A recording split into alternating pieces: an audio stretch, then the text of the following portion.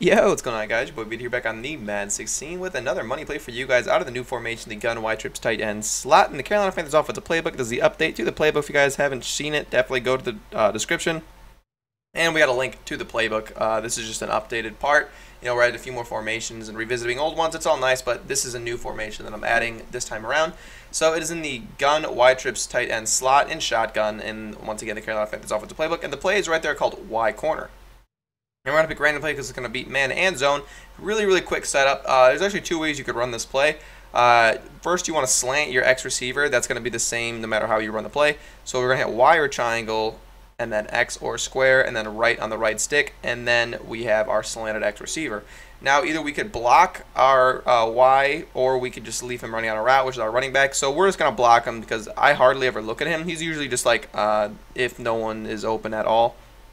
So if you want to block him, that's fine. Just hit Y or triangle, and then RT or R2, and you have a blocked Y. But you can't leave him on a route because he is like the very last read.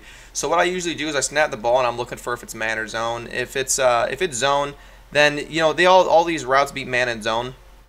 But the two that get you the most amount of yards is the X and the A. If it's man coverage, I'm usually trying to hit my A receiver or my X receiver, and my RB or my B is only if all the other guys get bumped real bad or their routes get mirrored. So let's go ahead and snap the ball, and we're going to see that it is indeed zone coverage. I believe that's zone coverage. That was kind of like weird. No one was in the middle of the field. It might have been man coverage, but it was very relaxed man coverage, it seemed. But I'm going to end up hitting my slant. This time I'm going to leave my Y receiver out this time.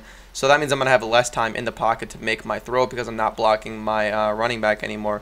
So this time we're going to snap the ball. We're going to see that my RB receiver is open. I could have hit my Y receiver, but I hit my RB receiver hoping that my Y would actually throw a block. But unfortunately, he did not. So let's go ahead and snap the ball again. We get man coverage. So we're going to hit our A receiver. But unfortunately, it's a tight end, and that's going to happen sometimes. What I would recommend doing is if it's ever man coverage and he's manned up with that strong safety right there, you usually want to wait till like way last, like for them to be almost near the sideline, and you're gonna have to end up possession catching it. But if you throw it really early like that, you're gonna see they're gonna be able to just jump right underneath it. So the longer you wait, usually the better. But we also actually have our RB open across the middle of the field, and our Y receiver is breaking open as well. So it's really just running the play a few times, being comfortable, and knowing who's going to be open in what situation. So we're going to snap the ball, and it's zone coverage, but we're just going to go underneath. Hit him underneath, get a nice gain of about 5.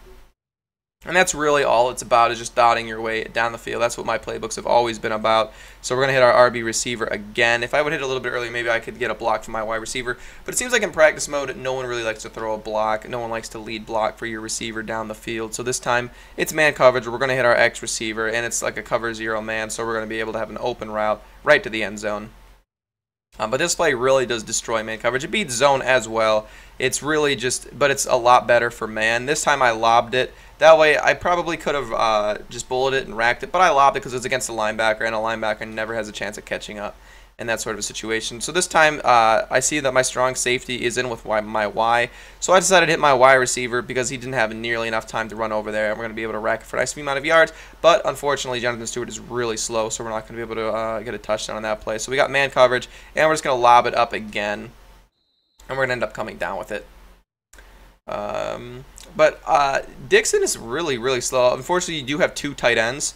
So this is where you could like really cheese and just put a wide receiver at tight end, and that's really going to help out a lot because that's your second string tight end right there. So you could just throw like just some random receiver there or something. That way they have a better chance of getting open in that corner route.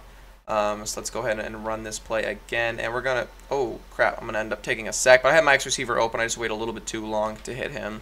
Let's run the play again, and we're gonna just go ahead and hit our B receiver. Okay, what am I doing here?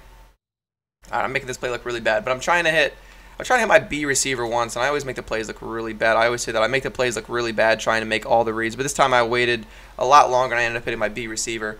If people are sending a lot of heat, or you think it's going to be a blitz, definitely just block the running back. It's not that important. So this time I'm going to block my running back, and I'm going to get a little bit more time in the pocket if I block my running back. So this time I'm going to wait, hit my B receiver, and my 10 is actually going to throw a little bit of a block for me, and Kelvin Benjamin is going to fall forward.